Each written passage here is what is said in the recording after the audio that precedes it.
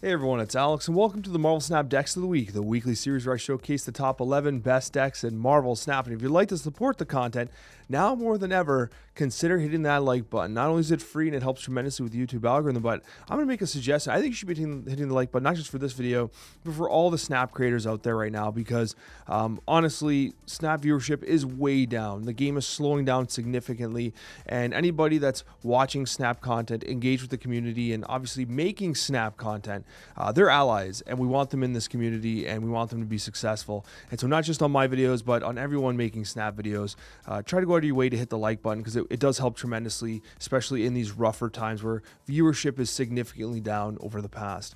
So anyways, let's get started. And as always, with the first week of a new season, we do rank things a little differently. We're using untapped-based statistics. We're using ranks 70 to infinite because, well, people are ranking up. We don't have enough post-infinite stats.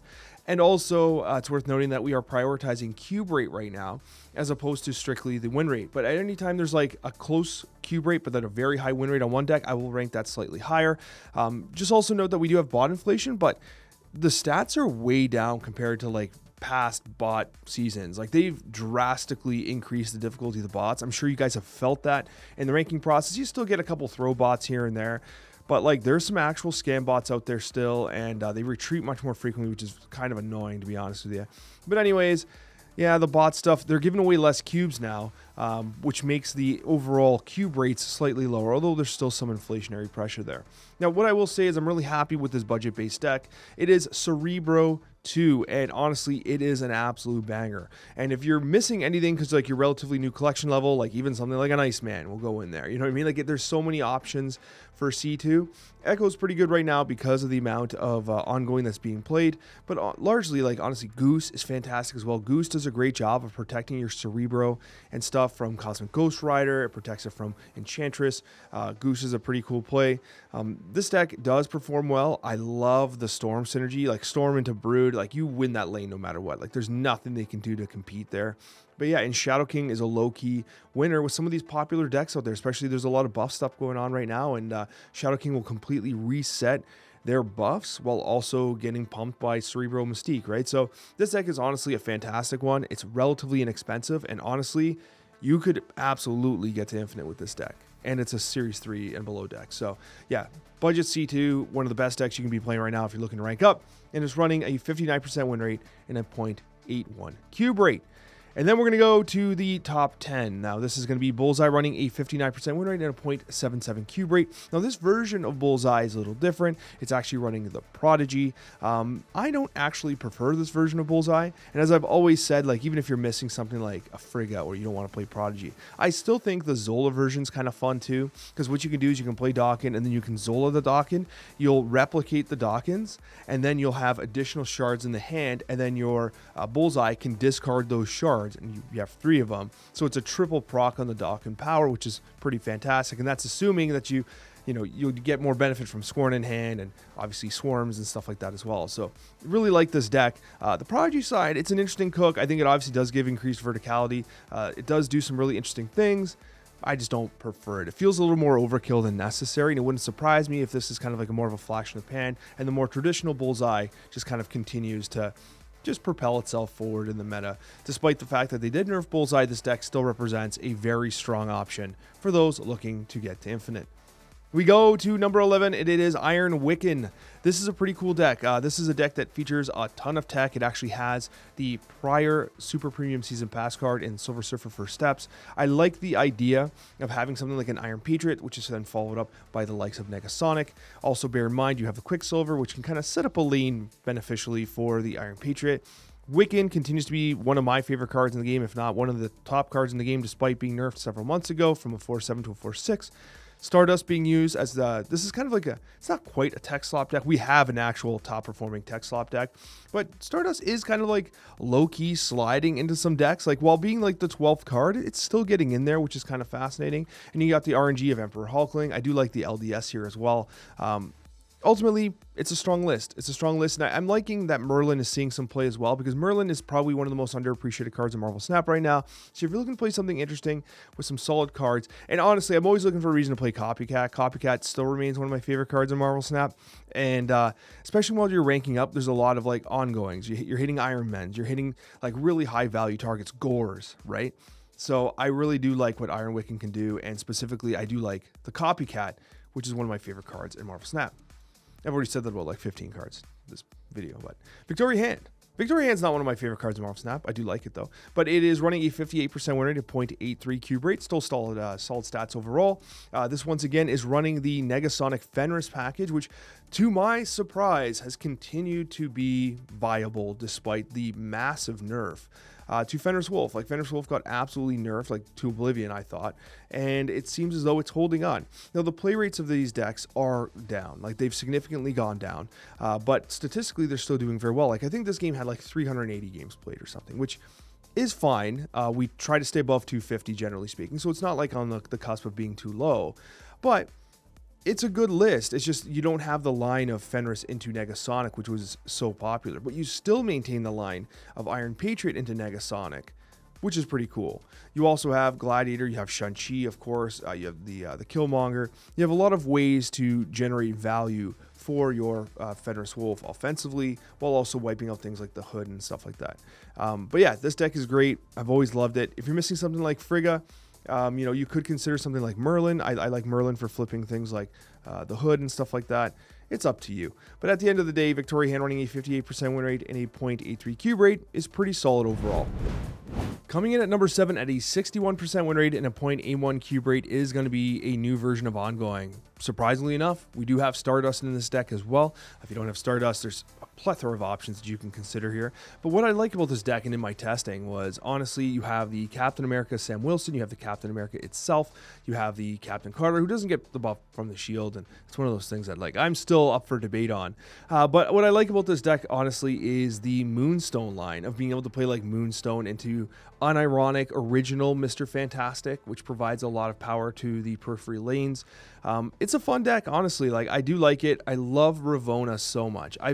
When I was testing this deck, because I just wanted to play something a little like, I'm just getting some weekend missions done. I'm not really grinding right now. I'll grind on stream.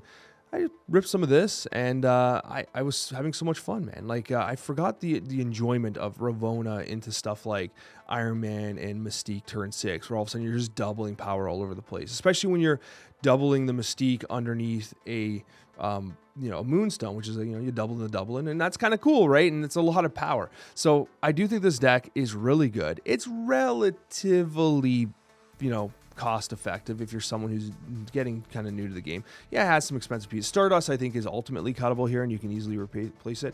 I think Moonstone, obviously Captain Carter, is like the kind of more costly piece. Oh, Goliath as well. Never mind, I take it back. There's a whole bunch of more expensive cards that snuck themselves in here. Sorry, as a content, sometimes I lose sight of the fact something like a Goliath is actually still an expensive card to acquire. My bad, guys, and Sam Wilson too. Okay, I take it back. It's not a cheap deck. My bad. The C2 was, I promise, an actual cheap deck. But anyways, so new Ongoing is doing really well. Great stats overall, 61% win rate, which is amongst the higher ones of the week. Just the cube rate was a little lower than some of the top performing shells. Then we go to number 6 here, and it's Agatha Hela. Now, I'm almost positive this is exactly where it was last week as well, which is funny.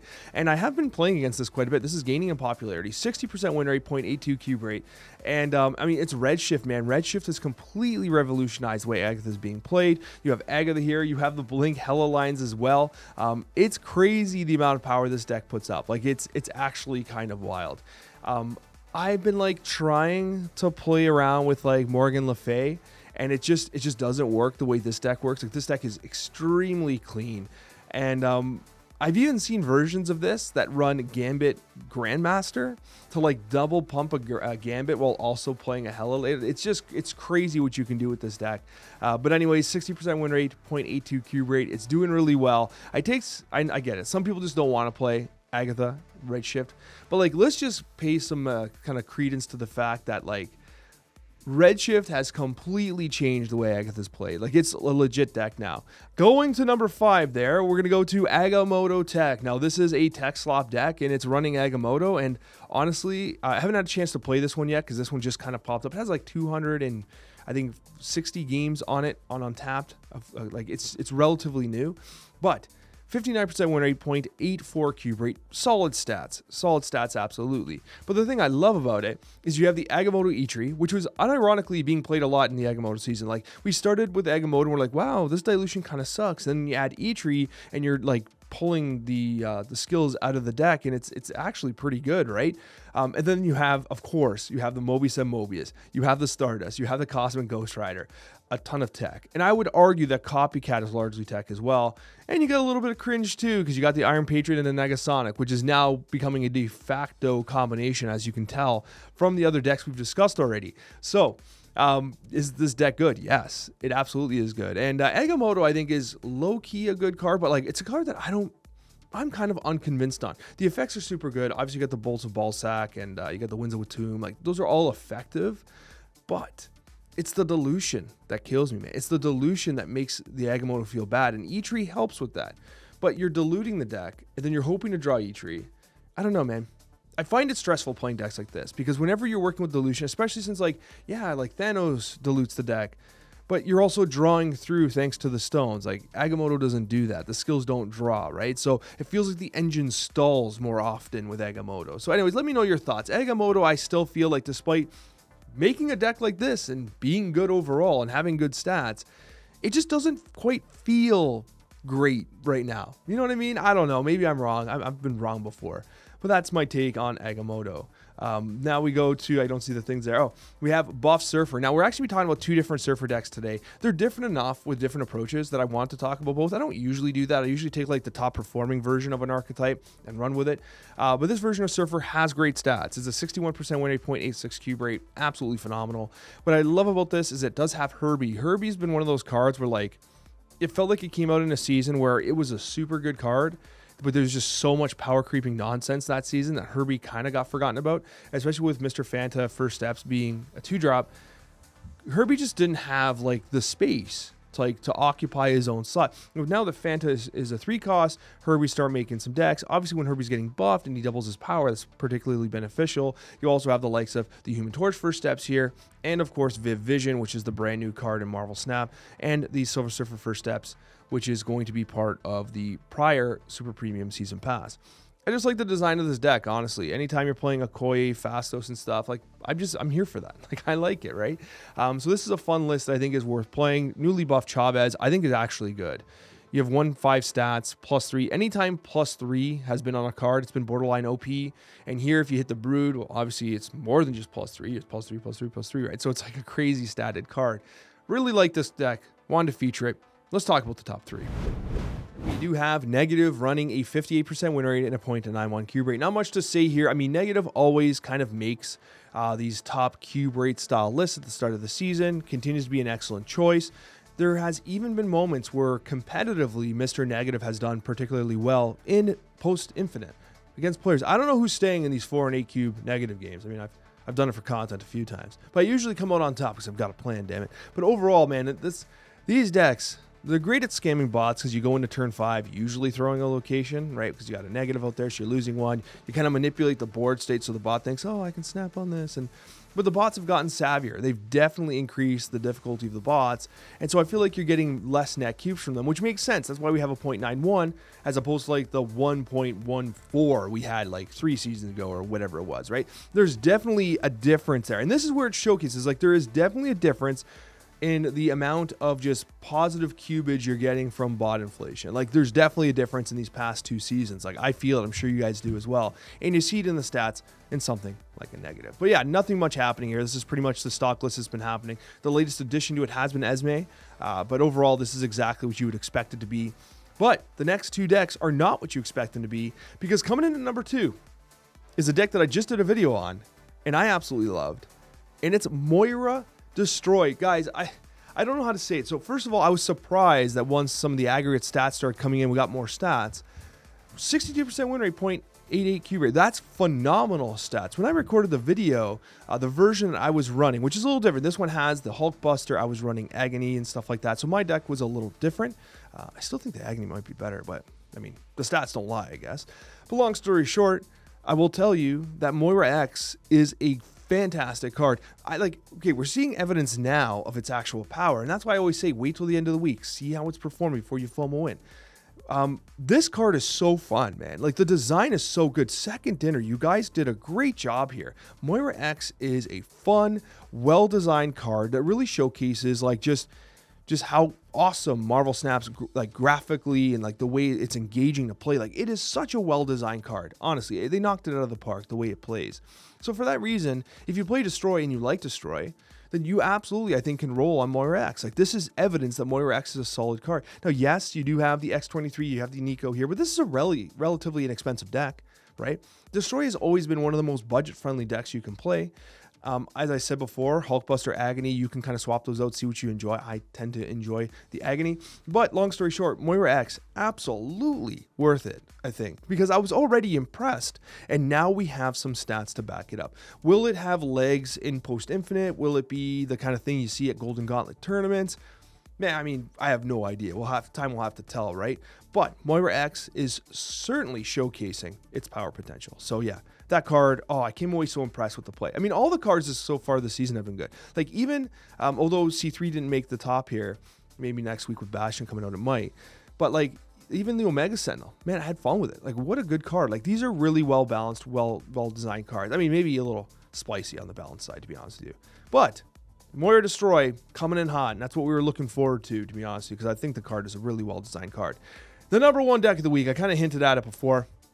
It's going to be Viv Surfer. Now, this is a different version of the buff Surfer we talked about. By the way, if you haven't hit the like button yet, consider hitting it. Subscribe if you're not subscribed, all that YouTube cringe.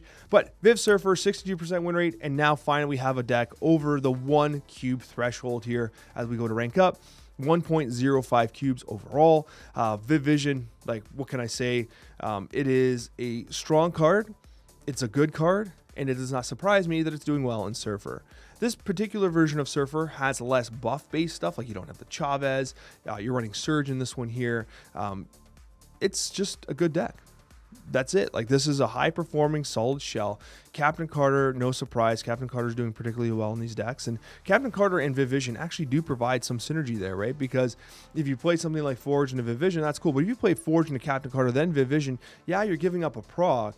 But that's going to be like a little more difficult for your opponent to kind of deal with, especially if you kind of do like Forge, Cap Carter, and then Viv Vision on the rear, right? So Viv Vision's going to, get the Cap Carter juice, and if she has to move, she has to move. But you also get the Gwenpool, the Galacta. It's so funny how these decks have evolved into being these like very buff-centric decks. Ironically, when I've been playing, obviously I play lots of Surfer, I almost have more fun with the other version, like with the Chavez version. I know that might be crazy because statistically this one's clearly superior, but I don't know, man. Maybe I just have a soft spot for America Chavez. I just want to play Chavez whenever possible, and Fastos Cope and all that stuff. But anyways, those are the decks of the week. I hope you find something that'll help you rank up towards Infinite, and at the very least, have fun playing Marvel Snap. Thanks so much for watching, everybody. I sincerely appreciate every one of you, and we'll see you on that next one.